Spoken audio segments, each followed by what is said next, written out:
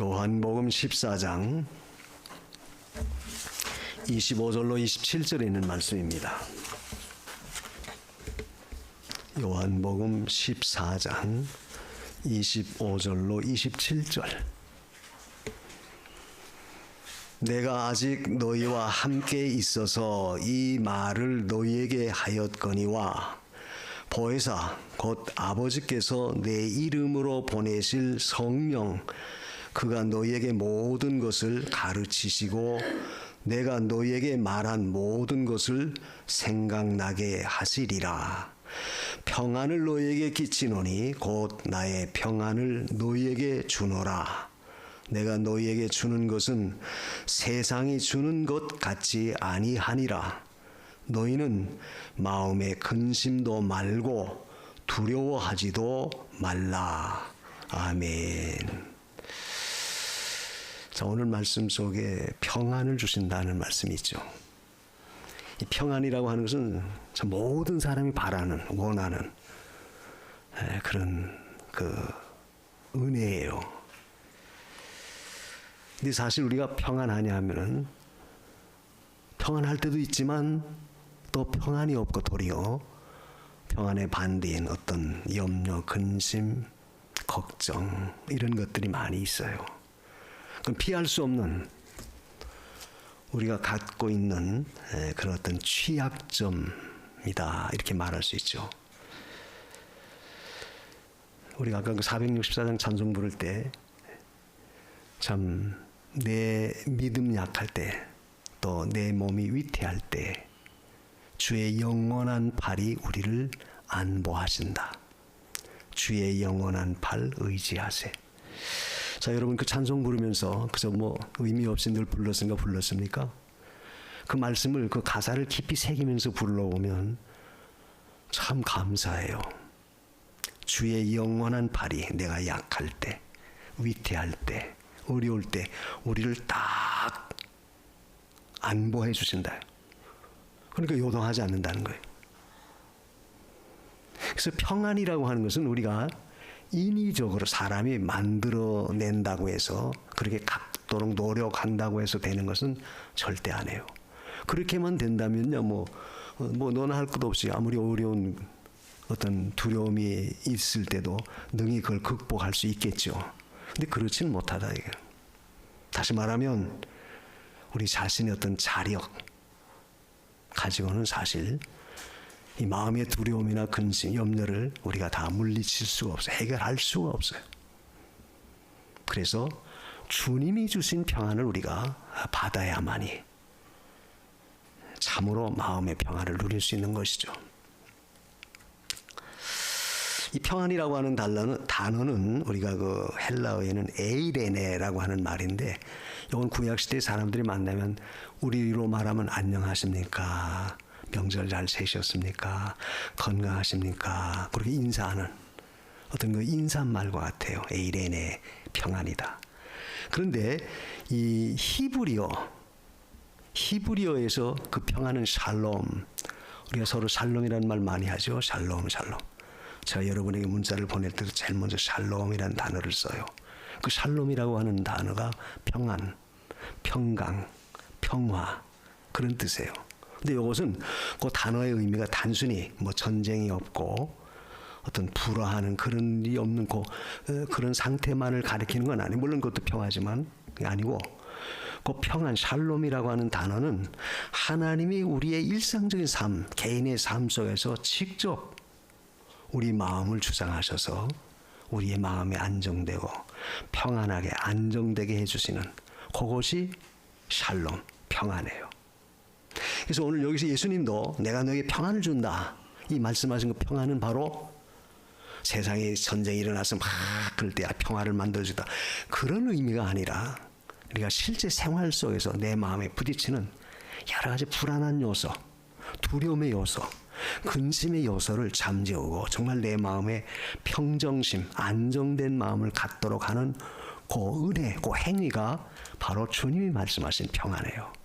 그러니까 이건 절대적으로 필요하죠. 그러니까 이것은 생활 속에서 우리가 적극적으로 받아야 되고 누려야 할 그런 평안, 샬롬이에요. 그래서 오늘 14장 1절에도 보면 그 앞에 우리가 그랬죠. 너희는 마음에 근심하지 말라. 하나님을 믿으니 또 나를 믿으라. 근심할 수 있는 요소를 잠재우고 평안할 수 있는 그 방법, 비결은 하나님을 믿으니 또 나를 믿어라. 믿는 거예요. 하나님 믿는 거. 하나님 믿는 것이다. 근데 예수님께서 지금 요 14장 1절에 이 말씀을 하신 배경을 보면 우리가 13장, 그 전장에서 13장에서 세 가지 중요한 이슈, 중요한 말씀을 해요. 뭐냐면 그 가룟 유다가 자신을 배반할 것, 너희 중에 한 사람이 나를 배반할 것이다. 배반할 걸 말씀해요. 그리고 또 14장 마지막 절에 보면은 13장 마지막 절에 보면 베드로를 향해서도 네가 오늘 밤 다 굴기 전에 네가 세 번 나를 모른다고 부인할 것이다. 그럼 부인한다. 그러니까 가룟 유다는 예수님을 팔아넘기는 배반하는 배신하는 행동할 거고 이 베드로는 도리어 주님을 모른다고 부인하는 그런 처지에 있을 것이라는 거예요. 그리고 거기 그 13장 33절인가 거기 보면은 예수님이 나도 이제 너희를 떠난다 하는 그 말을 해요. 떠난다는 말은 이제 십자가 지러 간다 그 말이죠. 십자가 지러 간다 하는 그 말을 하니까 베드로가 그 말을 받고 어디로 갑니까?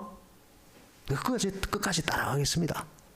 그러면서 큰 소리 호언장담하니까 예수님이 네가 오늘 밤에 나를 모른다고 부인한다 그 말을 한 거예요. 그러니까 제자 가운데 한 사람이 배반하고 또 믿었던 베드로조차도 예수님 어떤 위기에 몰리니까 모른다고 부정하지. 거기다가 예수님도 이제는 제자들을 떠난다는 거예요. 떠난다는 것은 십자가 지러 간다고 말이죠. 그러니까 제자들이 어때요? 마음에 근심이 들어오고 두려움이 생긴 거예요. 그런 자들을 찾아오셔서 너희는 마음에 근심하지 말라. 하나님을 믿으니 또 나를 믿어라. 그러니까 우리의 마음속의 두려움, 근심, 불안한 요소, 염려, 걱정 이 모든 것을 해결할 수 있는 가장 중요한 그 근본이 뭐냐면 하나님을 믿는 거예요. 하나님을 믿으니 또 나를 믿어라. 우리 하나님 믿지요? 뭐 누가 안 믿나요? 그런데 실제 생활 속에 우리가 마음에 근심거리가 생겨 두려움이 생길 때가 많잖아요. 불안, 초조, 염려, 답답함. 그런데 그 불안한 요소, 아주 그 두려운 요소, 어떤 그런 그 평안이 없는 그런 일들은 결국 따지고 보면 우리가 하나님을 믿지 못하니까, 믿지 못한다는 것은 하나님 불신하는 게 아니라 신뢰를 못한, 전적 의지를 못한다 그 말이에요. 그게 문제예요. 그러니까 두려워요. 리빙스톤, 아프리카에 16년 동안 선교사로 갔었죠. 그 여러 번 많은 죽을 고비를 넘겼었는데 그 중에도 그가 1856년도인가 그때 정말 위기에 몰렸을 때가 있었다고 그래요. 토인들, 그 원주민들이 자기를 둘러싸고 죽이려고 다가오는 거예요. 근데 아무리 설득해도 타협을 해도 그 먹혀 들어가진 않습니다. 야수와 같아. 야만인들이라서 영락없이 잡혀 죽게 됐어요. 그때 그 리빙스턴이 극도의 마음속에 두려움이 들어온 거예요. 두려움이 들어오니까 어떻게 되겠어요? 평안이 있겠습니까? 불안하고 근심에 사로잡히죠. 근데 놀랍게도 그 밤에 야음을 타서 도망가려고 그렇게 마음을 먹고 불안해하고 있는데 그때 하나님이 찾아오셔서 마태복음 28장 20절에 있는 말씀. 거기 무슨 말이죠? 내가 세상 끝날까지 항상 너희와 함께 있으마. 그 말씀이 딱 자기 마음을 조명하면서 그 불안하고 두려웠던 마음이 싹 사라지더라는 거예요. 그런데 더 놀라운 것은 자기를 해치려고 다가오는 그 원주민 토인들이 이상하게도 다 그것이 스스로 좀 무마되더래요. 다 평정이 되더래요. 그래서 그 리빙스턴은 거기서 자기가 경험한 거예요. 아, 하나님이 주시는 평안이 바로 이거구나. 그래서 자기는 거기서 하나님 앞에 감사했다는 거예요.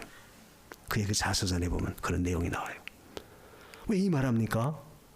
오늘 우리도 마찬가지죠. 생활 속에 부딪히는 모든 현상들, 이런 일 때문에 우리가 굉장히 여러 가지 두려움, 염려, 걱정, 근심에 사로잡혀요. 그러다 보니까 자연히 우리 마음의 평안은 없어져요. 늘 불안해요. 불안하니까 어떻게 되죠? 마음이 불안하면, 마음이 평안하지 못하면 육체도 절대 건강하지 못해요. 그 의사들 이야기가 그거 아닙니까? 모든 질병은 결국 마음에서부터 나온다. 암이 아직도 사람들이 정복하지 못한 그런 그 참 무서운 암이지만, 그런데 그런 암을 유발하는, 그보다 더 무서운 것은 결국 우리 정신적인 질환, 거기에서 나오는 것이 더 무섭다는 거예요. 그런 것들이 쌓일 때, 소위 요즘으로 말하면 스트레스죠. 불안, 초조, 염려, 근심, 이런 것들이 자꾸 쌓이면 그것이 결국 암도 될 수 있고 난치병이 될 수도 있다는 거예요.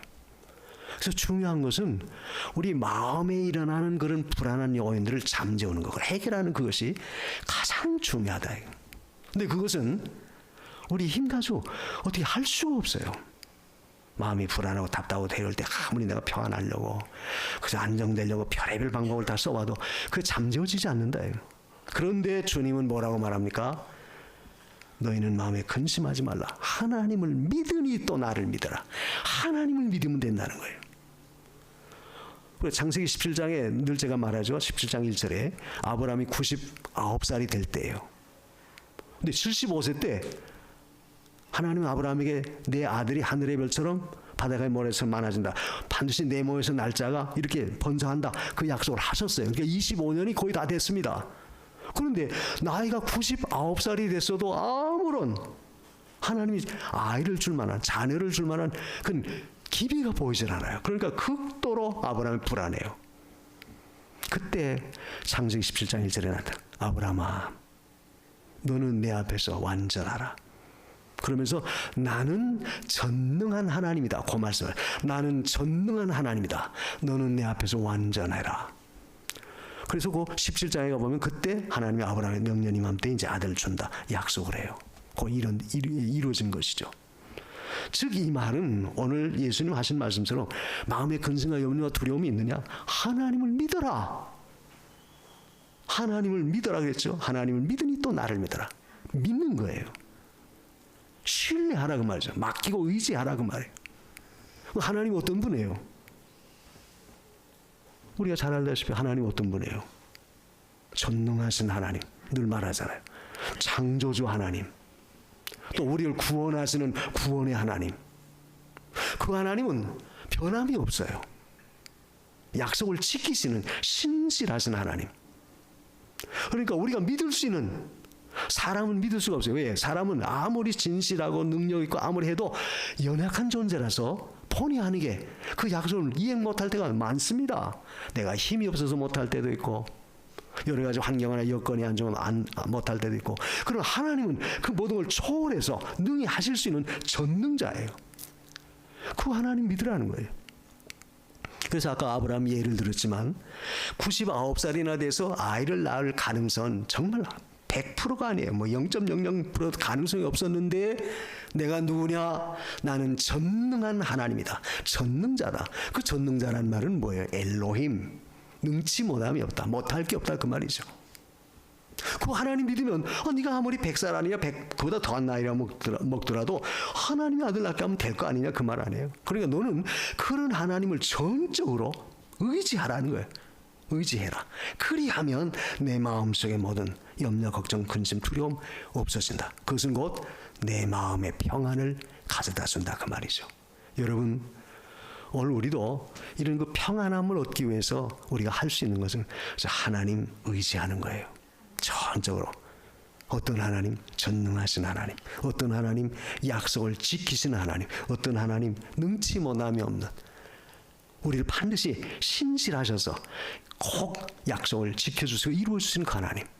그리고 그 하나님은 영원히 변하지 않는, 영원히 존재하는 바로 그 하나님이에요. 그러니까 우리가 믿을 수 있잖아요. 사람은 우리가 못 믿어도 하나님 믿을 수 있잖아요. 그래서는 하나님을 믿어라, 의지하라 그 말. 그리고 또 예수님께서 마음에 근심하지 말라, 하나님 믿으니 또 나를 믿어라, 그 말씀을 하시면서 그 2절 이하 14장 2절 이하에 뭐라고 말하죠? 내가 너희를 처소를 예비한다. 내가 가면 너희를 나 있는 곳으로 데려갈 것이다. 반드시 처소로 인도해 주실 것이라는 거예요. 처소가 있다. 처소가 있다는 말은 뭐예요? 뭘 가리키죠? 뭐 한마디로 말하면 처소가 어디예요? 장로님, 천국, 하늘나라, 거기로 내가 너희를 인도한다. 드린다는 거예요. 들여드린다. 그러니까 이 말은 장래에 대한 확실한 보장도 하나님이 하신다 그 말이에요. 삶 속에 내가 할 수 없는 모든 걸 하실 수 있는 전능하신 구원의 하나님이실 뿐만 아니라 믿을 수 있는 하나님일 뿐만 아니라 우리 미래에 대한 장래에 대한 모든 것까지도 책임져 주시는 보장해 주시는 하나님, 천국을 위해서 예비해 놓으셨어요. 그러니까 우리가 믿을 수 있잖아요. 그래서 그 하나님 믿으라는 거예요. 또 거기 성령께서 그 16절에 오늘 14장 16절에 보면 내가 아버지께 구하겠으니 그가 또 다른 보혜사를 너에게 주사 영원토록 너희와 함께 있게 하시리라. 여러분 그 16절 하반절의 말씀이 얼마나 중요해요. 예수님 가시면 승천하시면 내 대신 보혜사 보내준다. 그건 성령이에요. 진리의 영을 보내주는데 그 진리의 영은 뭐라고 말합니까? 영원토록 너희와 함께 있게 할 것이다. 얼마나 든든해요. 그래서 거듭난 우리의 중생한 영, 예수 믿어서 거듭난 우리의 영은 말씀과 성령이 공존하시는, 말씀과 성령이 역사하시는 그 바로 그 중심이에요. 그러니까 우리 속에는 성령이 영원토록 함께 하신다. 자, 그걸 믿는다면 든든해요. 든든하지 않습니까? 성령이 내 안에 영원토록 함께한다. 얼마나 든든해요. 단순히 지식으로만 알아서 아 그렇구나 그게 아니라 정말 여러분이 이걸 믿어보세요. 확신해 보세요. 정말 그것을 내 마음에 굳게 의지해 보세요. 성령은 항상 내 안에 함께하는구나. 얼마나 든든하냐 그 말이에요. 그러니까 평안함을 얻을 수 있는 것이죠. 아까 리빙스톤에 대한 이야기를 했지만 그런 극한 상황에서 이제 영락없이 죽었구나. 최고의 위기예요. 그래서 내가 이 밤에 아무도 없을 때 몰래 도망쳐야 되겠다. 그런 불안한 심리가 있었지만 걱정하지 말라. 내가 너와 함께 세상 끝날까지 함께한다. 그 말씀을 믿고 그 말씀에 의지하니까 마음속에 모든 불안한 심리가 싹 없어졌다. 그리고 놀랍게도 또 실제 자기를 해치려고 하는 세력들이 이상하게도 다 쓰러지고 없어졌다. 그게 바로 뭐예요? 우리와 함께 하시는 하나님. 이걸 단적으로 보여줘요. 그래서 성도는 언제나 내 마음에 그런 불안한 요소가 있을 때 내가 하나님을 의지하지 못해서 그렇구나. 하나님을 의지하자. 하나님을 전적으로 내가 신뢰하자. 맡기고 하나님 전적으로 붙잡자. 이런 믿음을 더 강화시키도록 힘써야 돼요. 그래서 우리에게는 이와 같이 장래에 대한 것까지도 책임져 주시고 또 늘 같이 계신 내 안에 계시는 성령이 나와 함께 늘 있겠다고 했으니까 성령이 내 모든 걸 얼마나 잘 책임져 줘요. 로마 8장 26절에도 그랬죠. 성령은 우리의 연약함을 도우신다. 그래서 나의 연약함, 나의 취약한 부분들, 나의 부족한 부분들 다 알기 때문에 우리가 구하지 못한 그것까지라도 성령은 우리를 위해서 아버지 앞에 구해 주신다 그랬어요.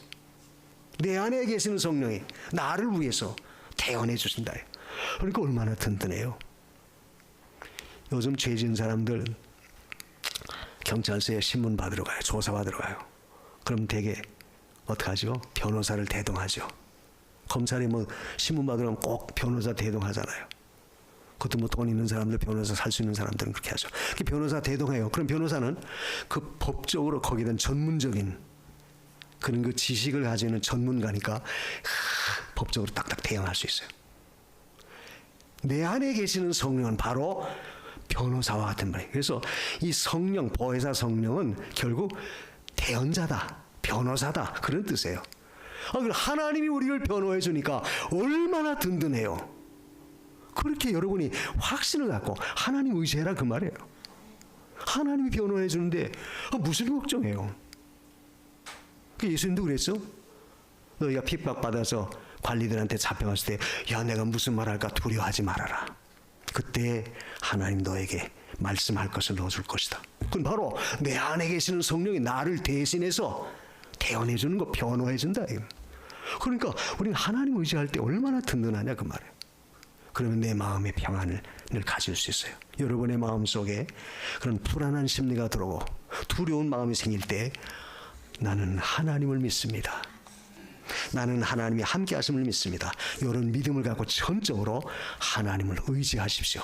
그럼 여러분의 마음속에 모든 불안한 마음은 다 달라질 겁니다. 근데 오늘 예수님이 그 27절에 그랬죠. 평안을 너에게 준다. 근데 나의 평안을 너에게 준다. 예수님이 가지고 계신 평안을 우리에게 주겠다는 거예요. 그런데 놀라운 것은 또 뭐라고 말합니까? 너에게 주는 것은 세상이 주는 것과 같지 않다. 그러니까 주님이 주시는 평안은 세상이 주는 평안과는 근본이 완전히 다르다는 거예요. 그걸 보면 세상도 평안을 우리에게 가져다 주어요. 줍니다. 그러나 주님이 주는 평안은 세상이 주는 것과는 근본이 달라요. 여러분, 세상이 주는 평안은 어떤 평안입니까? 그건 외적인 조건과 환경에 따라서 우리가 평안을 얻을 수 있어요. 무슨 말이에요? 내가 몸이 건강하고 잘 나가요. 그러면 마음에 기쁨과 즐거움이 있어요. 몸이 걱정거리가 없어요. 평안해요. 세상이 주는 평안해요. 근데 반대로 내가 몸에 어떤 병이 들어서 다 모든 걸 잃어버려요. 그럼 어떻습니까? 두려움과 걱정과 염려가 들어와요. 불안한 심리가 생겨요. 그 세상이 주는 것은 언제나 조건적이고 환경적입니다. 또 사업이 잘 돼요. 승승장구합니다. 그럼 걱정거리가 없어요. 하는 것마다 그냥 척척 나가니까 얼마나 좋아요. 근데 늘 그래요? 아니잖아요. 하다가 부도가 나고 사업이 실패해요. 그럼 어떻게 됩니까? 염려와 걱정과 두려움이 생겨요. 사람이 그만큼 팍 꼬꾸라져요. 세상이 주는 평안은 이와 같이 외적인 조건과 외적인 환경에 따라서 좌우돼요. 또 자녀가 소완성입니다. 부모 말 잘 듣고 공부도 잘하고 얼마나 잘 나가는지. 요즘 그 TV의 이명웅 가수, 그 가수가 얼마나 인기가 있습니까? 돈을 엄청나게 끌어모은다고 그래요. 왜? 노래를 너무 잘하니까. 그래서 한번 리사이트를 한다면 금방 표가 매진된대요. 그때 그 이명웅이가 그렇게 뜨기 전에는 상당히 많이 고생하고 어렵고 어머니가 미장원도 하고 그랬다고 방송에 소개됩니다. 자, 한참 그렇게 잘 나가고 그죠? 완전히 그야말로 영웅, 가수의 영웅처럼 막 그렇게 떴어요. 그러면 그 부모의 마음이 얼마나 기쁘겠습니까? 걱정, 근심이 있겠어요? 그런데 그게 늘 그렇게 지속돼요? 안 그렇잖아요.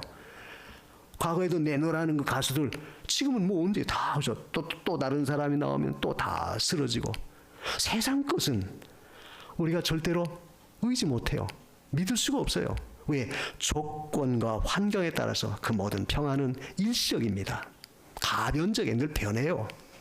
그러나 내가 주는 평안은 그렇지 않다. 주님 분명히 차별을 뒀죠. 주님이 주시는 평안은 세상이 주는 평안은 근본이 다르다. 세상은 그와 같이 어떤 조건이 좋아지고 환경이 좋아지면 평안하고 기쁘지만 달라지면 안 좋아진다.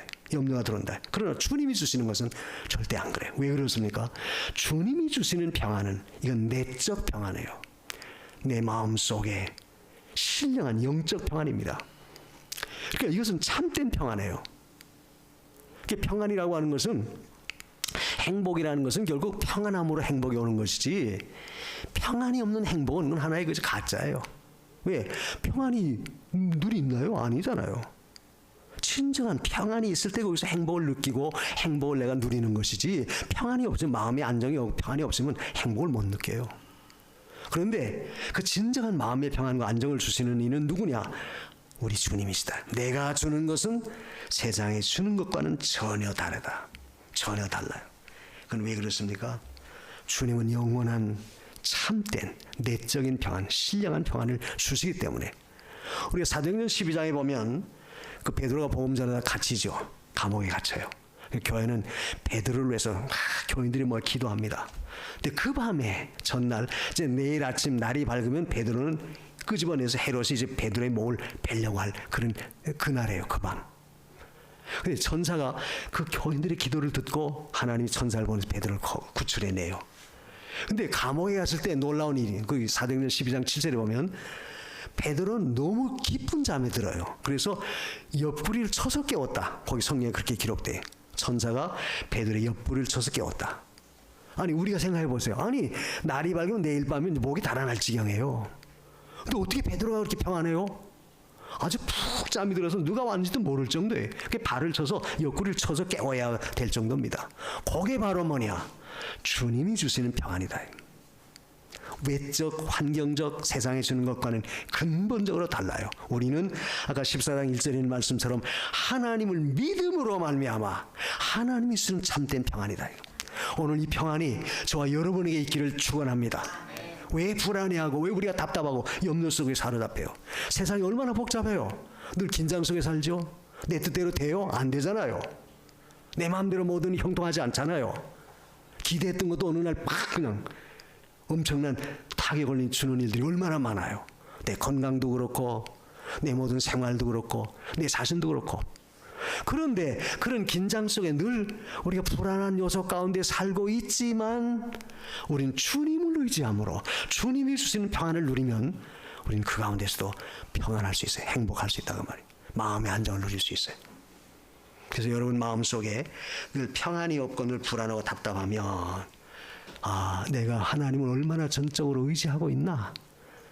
그게 바로메타와 같아요. 내가 많이 의지하고 전적으로 의지하면 아무리 극한 상황 만나도 평안할 수 있지만 내가 그렇지 못하면 의지하지 못하면 뭐 조그만 일을 만나도 조그만 무슨 문제가 생겨도 우리는 두려워하고 불안해할 수 있다.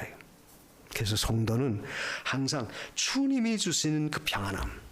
아까도 말했죠. 그 의사들 이야기가 이 건강에 가장 해가 되는 요인은 결국 이 정신적 질환, 이 정신적인 상태에서 오는 것이다.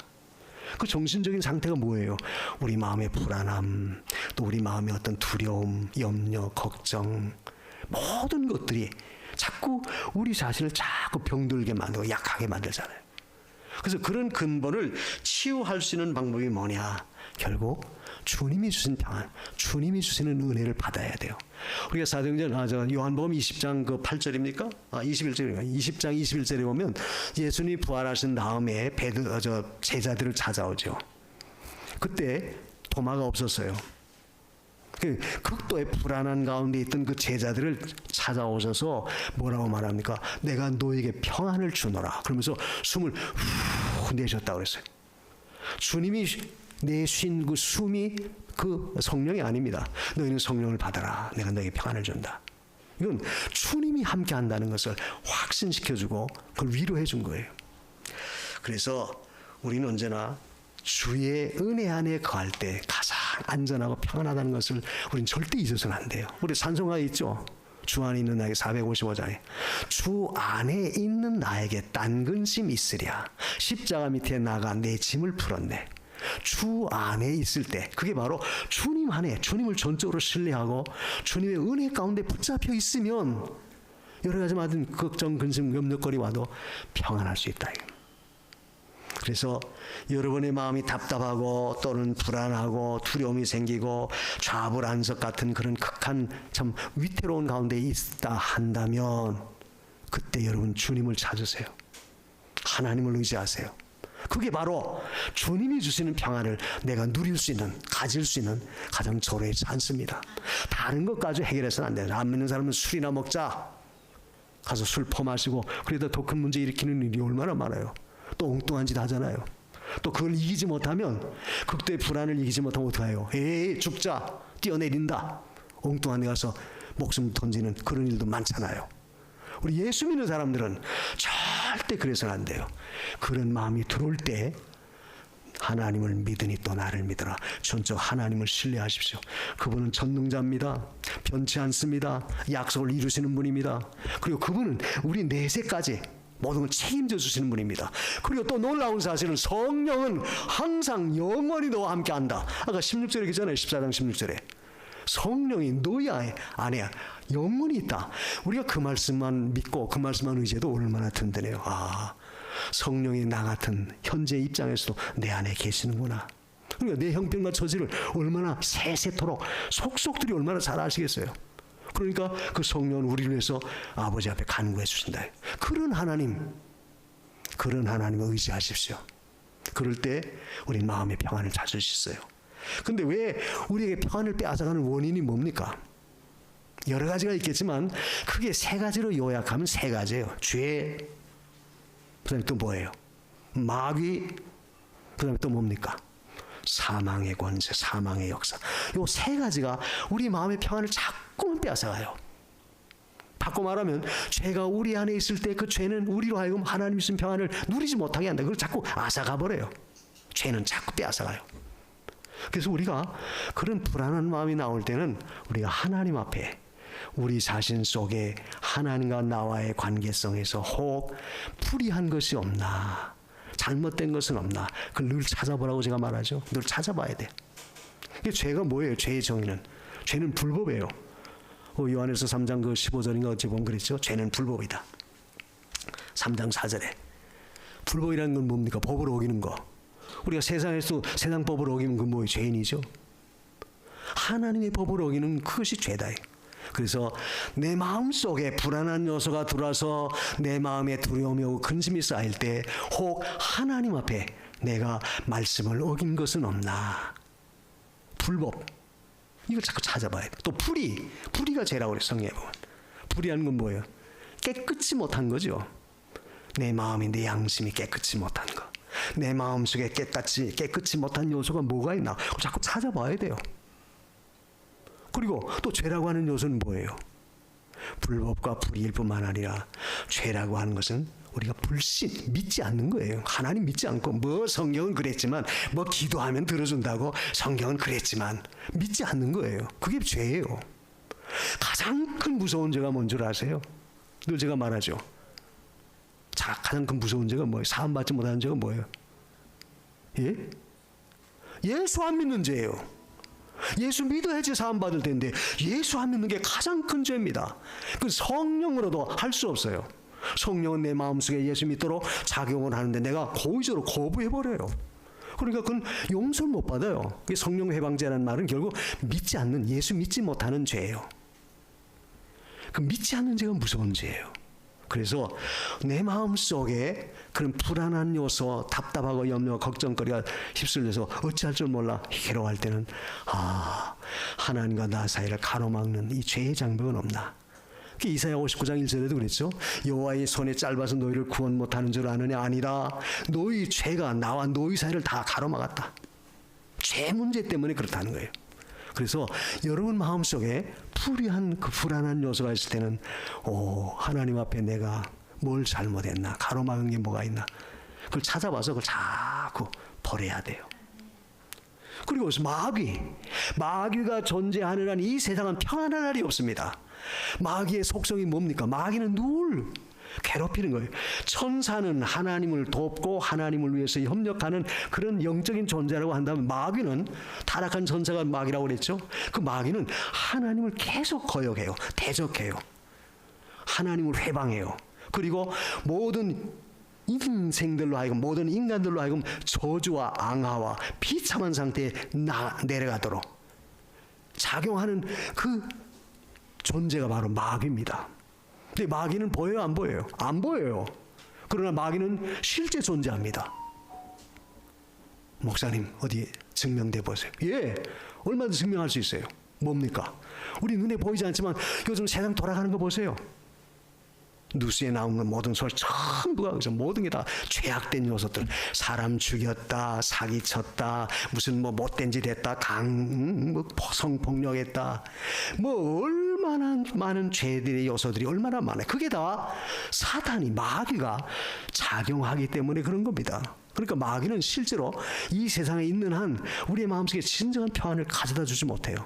그래서 우리가 그 마귀를 정복해야 돼, 이겨야 돼요. 근데 마귀를 우리가 정복할 수 있습니까? 못해요. 우리 인간의 지식과 능력 가지고는 절대 마귀를 우리가 이길 수 없어요. 마귀를 이기는 것은 오직 예수 그리스도. 주님은 십자가에서 세 가지를 다 정복했죠. 십자가에 못 박혀 죽으시고 부활함으로 인해서 죄 점령했어요. 죄 정복에 해결했어요. 그리고 마귀 다 권세 깨트려 버렸어요. 그리고 마지막 사망까지도 점령하신 이가 바로 예수 그리스도예요. 그러니까 이 말은 결국 이 죄, 마귀의 역사, 또 이 사망, 죽음의 역사가 우리를 늘 억누르고 불안하게 만들고 두렵게 만든다 할지라도 예수 안에 거할 때, 예수를 붙잡고 나가면 결국 우리는 그 모든 세 가지 문제 해결받아요. 평안함 얻을 수 있다, 그 말이죠. 그러므로 우리는 항상 내 마음속에 평안을 빼앗아가는 요인들이 죄구나, 사탄이 역사하는구나, 이 사망의 존재구나, 이걸 알고 우리는 그 예수 안에서 그걸 다 극복해야 돼요. 사망도 우리가 이겼잖아요. 어떻게 이겼어요? 예수 안에서 우리는 이겼습니다. 왜? 내가 가면 너희를 나 있는 곳으로 인도한다. 사망의 권세도 우리는 예수 안에 다 정복됐어요. 히브리 2장 15절입니까? 거기 보면 뭐라고 그랬어요? 일생에 매여 죽음에 매여 두려워하는 자들을 내가 해방시키려고 주님 오셨다. 그런 말씀하세요. 죽음에 매여 두려워하는 자들을 해방시키기 위해서 주님 오신 거예요. 그래서 우리는 죽음의 문제도 예수 안에서는 다 해결받을 수 있어요. 설령 내가 오늘 밤 세상 떠난다 할지라도 우리는 천국 간다. 죽음의 문제 걱정할 거 없다는 거예요. 그래서 우리는 예수 안에서는 죄와 사망과 마귀의 권세까지 다 정복되었기 때문에 우리는 늘 예수 안에, 주 안에 거하도록 늘 힘써야 돼요. 세 번째로 우리가 그런 주님이 주신 평안함을 얻기 위해서는 예수 영접하는 건데, 그렇게 하려면 방법은 우리가 늘 주님과 나와의 관계가 바로 되어 있나 이걸 늘 찾아봐야 돼요. 주님과 나와의 관계가 바로 되어져 있나. 왜? 불안하고 답답하고 늘 염려와 그런 두려움이 들어올 때는 내가 주님과 나와의 관계가 바로 설정되어 있나, 바른 관계를 유지하고 있나, 이걸 찾아보라. 자신에게서 찾아봐야 돼요. 그러니까 그 말은 결국 내 삶의 우선순위가 누군가, 이걸 먼저 찾아봐야 돼요. 나는 무엇을 더 우선순위인가. 우리가 빌리그람 전도단 있죠. 우리 한국에도 70년대 언제 왔었잖아요. 그 빌리그람 전도단에 그 찬양 사역을 한 유명한 찬양 사역자가 있어요. 그분이 그 찬송가 102장을 지은 분, 주 예수보다도 귀한 것은 없네. 그 지은 곡한 분이에요. 그분은 그 오페라 유명한 가수였었는데, 그가 나가서 사역 활동할 때는 주급 일주일에 받는 돈이 한 5,000불이었다고 그래요. 5,000불. 옛날에 5,000불이면 뭐 지금 얼마나 되겠어요? 여러분 5,000불이면 지금 우리 돈으로 따져도 얼마입니까? 주급이니까.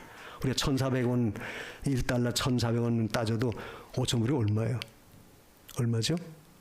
700만 원 아니에요? 700 맞지? 700만 원이에요. 한 주간에 노래해서 벌어들이는 수입이 700만 원. 벌써 옛날 오래전에. 그럼 한 달이면 얼마예요? 녹주만 잡아도 4,020만, 2,800. 한 달에 그가 버는 돈은 3천만 원 이상 엄청난 돈을 많이 벌어둔 사람이에요. 그런데 그가 예수 발견하고 난 후에는 주 예수보다도 귀한 것은 없네. 이 세상 부귀와 영화는 아무것도 아니구나. 그걸 깨달은 거예요. 돈이 없고 가난한 사람이 그런 말하면 제가 그 경험도 안 해보고 그런 말 하나 그럴지 모르지만, 그 102장을 진 워렌이라는 사람인가, 그 사람은 직접 자기가 누려봤다. 예수보다도 귀한 것은 없구나. 그러니까 그의 삶의 우선순위는 바로 예수, 돈, 물질, 명예, 권세, 이게 아니에요. 그러니까 늘 마음의 평안함을 얻었고, 그래서 그가 가서 찬양을 할 때 많은 사람이 감동을 받고 심령의 변화가 일어났다. 뭘 가리켜요? 오늘 우리도 마찬가지입니다. 내가 하나님과의 관계 정상화에서 우선순위를 뭘 두고 있나, 그걸 찾아보십시오. 그래서 늘 하나님이 맨 앞자리에 있어야 되는데 하나님보다 다른 것을 우선하면 내 마음은 늘 답답해요. 두려움이 들어요. 그리고 자신과의 관계를 찾아보세요. 이 무슨 말이에요? 열등의식에 사로잡히지 말라. 교만하지도 말고 열등의식에 사로잡히지 마세요. 우리 안에는 아까 그 16세 14장 16절에 있는 것은 성령이 영원히 우리 안에 있다. 얼마나 든든해요. 그래서 내가 잘못했으면 회개하고, 잘못했으면 하나님 찾으면 되는 거고, 바로 서면 되는 거고, 잘 되면 교만하지 말고 더 감사하고, 나와의 관계에서 내 자신이 바로 하나님 앞에 서 있나, 이걸 살펴봐야 돼요. 그럴 때 우리 마음속에 평안함을 누릴 수 있습니다. 그래서 우리는 언제나 하나님이 주신 이 평안, 이것이 가장 귀한 것을 깨닫고, 현재 내가 어떤 처지에 있든지 그 가운데서 매이지 말고 두려워하지 말고 늘 하나님 찾으세요. 마음에 근심하지 말라. 하나님을 믿으니 또 나를 믿어라. 여러분 마음속에 그런 심리가, 불안한 요소가 생길 때 그 성경 구절을 자꾸 암송하십시오. 너희는 마음에 근심하지 말라. 하나님을 믿으니 또 나를 믿어라. 우리가 믿는 하나님, 이런 위대한 분인데, 책임져 주시는데, 또 그분이 모든 걸 해결하실 수 있는데, 왜 우리가 그분을 믿고 의지하지 않고 엉뚱한 거 믿고, 하나님과의 관계에서 내가 하나님보다 또 다른 것이 하나님보다 더 높은 자리, 자꾸 거기에 서 있으니까, 거기에 내가 끌려가니까 불안하고 답답하고 두려운 게예요. 그러므로 오늘 저와 여러분은 마음의 염려와 근심거리가 있을 때 두려워하지 말고 하나님을 믿고 의지하십시오. 그 믿고 의지함으로 주님 주시는 영원한 평안을 누리시기를 축원합니다. 기도하십시다. 우리가 늘 불안해하는 요소들은 늘 있습니다. 없을 수가 없어요. 다 있어요. 그렇지만 문제는 거기서 내가 얼마나 평안함을 누리느냐. 그건 우리가 할 일이에요. 내 믿음의 탓입니다. 내 믿음의 몫입니다. 주여 이런 믿음을 주세요. 기도하십시다. 주여 감사합니다.